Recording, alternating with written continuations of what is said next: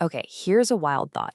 What if I told you that every single relationship in your life, yeah, from your partner to your boss, even that random stranger you bump into, is actually just a conversation you're having with yourself? In this explainer, we are going to unpack that. And believe me, it's a profound and pretty challenging idea. So let's just pause on that for a second. I want you to think about the last argument you had, or maybe that time you felt totally misunderstood, or just completely let down by someone. Now, what if none of it, was actually about them? Because what if every single one of those moments is really just your own inner world playing out right in front of you on some kind of external stage? I know, it's a powerful thought, maybe even a little uncomfortable. So let's dive in and see just how deep this rabbit hole really goes. All right, so the first big idea here is what we're going to call the relationship mirror. The concept is pretty simple, but it's huge.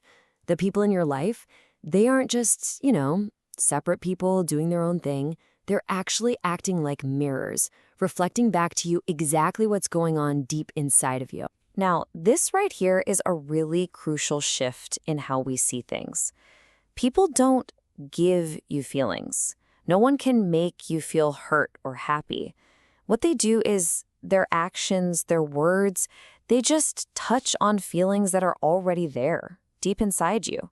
It's like they're pressing a button that was already installed. Let's break this down. So say someone acts indifferent towards you. It feels awful, right? But the idea here is that their indifference isn't creating that feeling. It's just poking at a fear you already have, a fear of being invisible or unimportant. And on the flip side, when someone shows you real warmth, it feels incredible because it's meeting a deep need you already have for love and nourishment. See?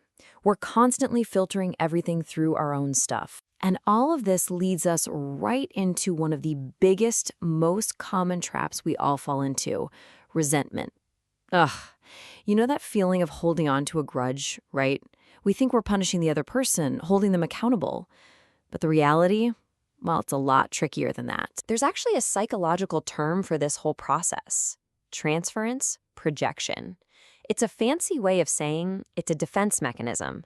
Think of it like this. We have a feeling inside us that we just can't deal with. Maybe it's shame or a feeling of being weak or guilt, and instead of facing it, we kind of throw it on to someone else like a hot potato. And then we get to judge and punish them for it. It feels so much easier than looking in the mirror, doesn't it? And this is where we get stuck in this awful self-defeating loop. Here's how it works. Step 1. It starts with some inner pain, maybe weakness or shame. Step 2, because that hurts, we project it. We blame someone else. Step 3, we judge them, we punish them. But here's the kicker: we're really punishing ourselves at the same time. And that just leads to step 4.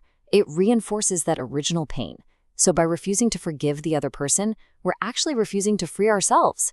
We're the ones who stay stuck in the cage. So that feeling of being trapped leads directly to our second big obstacle: the illusion of control. Oh man, this is a big one. It's this deep-seated belief that if we can just manage everything and everyone, if we can just get all the pieces in the right place, then we'll finally feel safe. But it is a total illusion. And honestly, it's a really dangerous one. I mean, come on, does this sound familiar?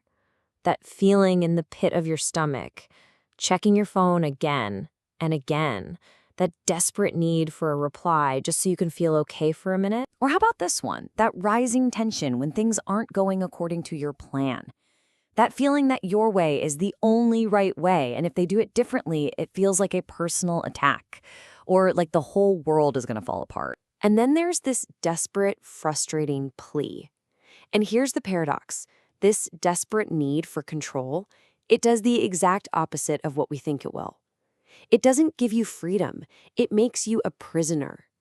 Your own peace of mind, your happiness, it's now completely changed to what other people do or say or even think. You've literally handed over all of your power. Okay, so if resentment is a trap and control's an illusion, what's the way out of this maze? Well, the answer is harmony. Real, true peace and strength aren't found in gripping things tighter. They're found in finally learning how to let go. And when you make that shift, oh man, everything changes. The anxiety you feel about what other people think, it just starts to fade away. Your connections with people get deeper because you're not just waiting for your turn to speak, you're actually listening. You stop being this fragile thing that could shatter at any moment, and you become more like a deep-rooted tree. The wind can blow, the storms can come, but you're grounded. You can find the lesson in the pain. You become truly, authentically free. So what this whole journey is really about is reconciliation. But here's the twist. It's not about reconciling with other people. It's about reconciling with yourself. And once you find that inner peace, you stop fighting. You stop trying to force all the puzzle pieces of your life into a picture they were never meant to create. And then something amazing happens. Everything just starts to settle into its own natural place. It is such a profound feeling of relief. It's like finally coming home. And this idea completely flips the script on what we think of as a good life. You know? Good fortune isn't about having a life with zero problems. I mean, that's just a fantasy. It doesn't exist. A truly fortunate life is about having the inner strength, that deep resilience to handle whatever life throws at you, to navigate it all with grace, and maybe most importantly, to find the growth and the lessons hidden inside the struggle. So I'm going to leave you with this one simple question to carry with you. As you go about the rest of your day, just try it. Look at the people you interact with as if they are nothing more than mirrors. And then ask yourself, and be really honest, what are they showing you today?